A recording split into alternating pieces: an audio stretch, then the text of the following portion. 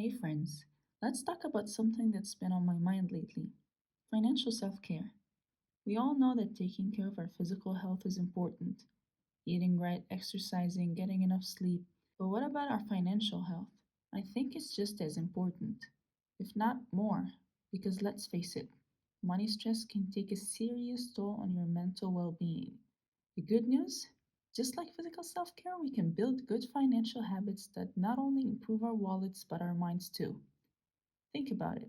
When our finances are in a good place, you feel more confident, more secure, and just calmer.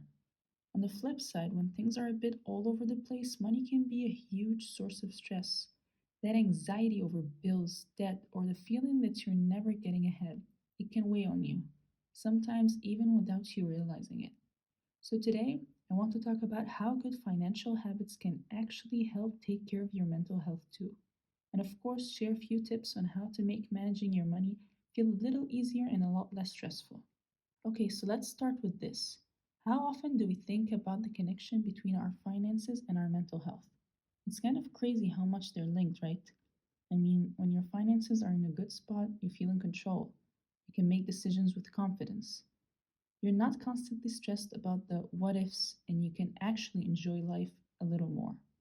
But when things are a mess, when bills are piling up and you're living paycheck to paycheck, financial stress can seriously mess with your head. And that stress doesn't just affect your wallet, it affects everything: your sleep, your mood, your relationship. It can even lead to burnout and a lack of motivation. And here's the thing: stress around money is totally normal. It happens to all of us.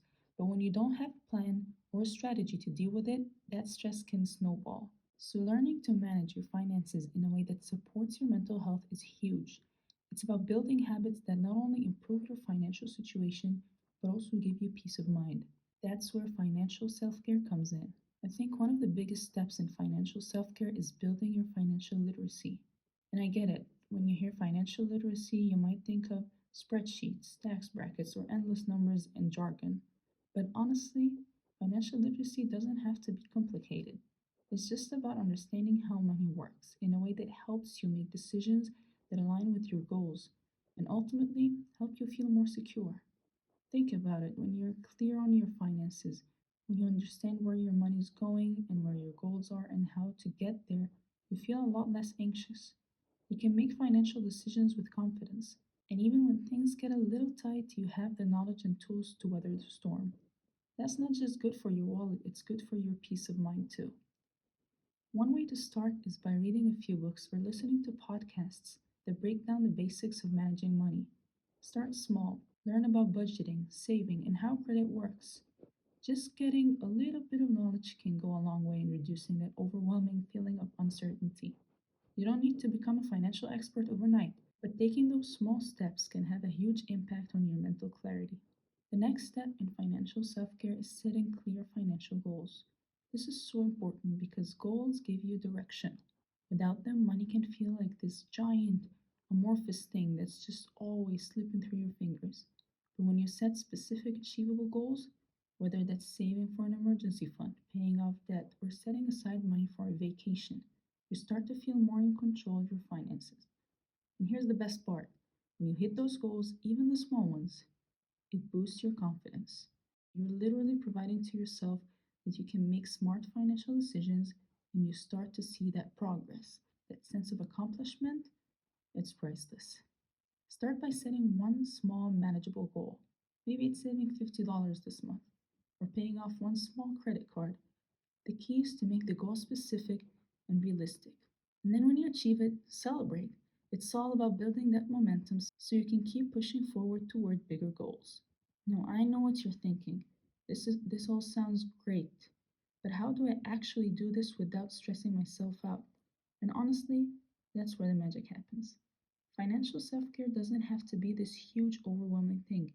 The key is to set up habits that make it easy to manage your money, habits that work for you and that don't add more stress to your life.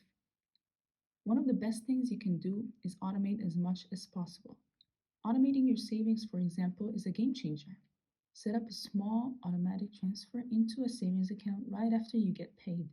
It doesn't have to be a huge amount, just something consistent. When you automate it, you don't have to think about it, and it becomes a regular habit that's building your financial cushion without you even realizing it. The same goes for bills. Automate as many of them as you can. I know it's easy to forget about that random subscription or miss a bill here and there, but automating those payments keeps you on top of your finances and saves you a ton of stress. You'll never have to worry about late fees or scrambling to pay bills last minute. And tracking spending doesn't have to be complicated either. There are so many apps out there that make it easy to see where your money is going. You can set budgets, track your expenses, and even get alerts when you're getting close to your limits. These small actions take the mental load off and make managing your finances way more manageable. It's also important to remember that financial self care isn't just about managing your money, it's about the mindset. It's about taking a step back, not beating yourself up over mistakes, and allowing yourself to learn and grow. No one has a perfect financial journey, and that's okay. The key is to make progress, not perfection. So if you slip up and if things don't go as planned, be kind to yourself. A setback doesn't mean failure, it's just part of the learning process. And sometimes, self care with your finances means taking a break. Maybe it's taking a mental health day, or just enjoying something that doesn't involve spending money at all. Financial self care is about balance. It's not about sacrificing joy for the sake of your finances, but about finding ways to enjoy life while making choices that support your long term goals. So, to sum it up, financial self care is all about taking small, consistent steps to take care of your wallet and your mind. It's about setting up habits that make your life easier, being kind to yourself when things don't go perfectly, and building the confidence to know you've got this. By making smart decisions today, you're not just securing your finances, you're also creating a calmer, more confident version of yourself. And if you're not sure where to start, start small. Automate one payment, set one goal, and give yourself credit for every little win. It doesn't have to be perfect to be effective. The key is to just keep moving forward and take care of yourself along the way. See you in the next video.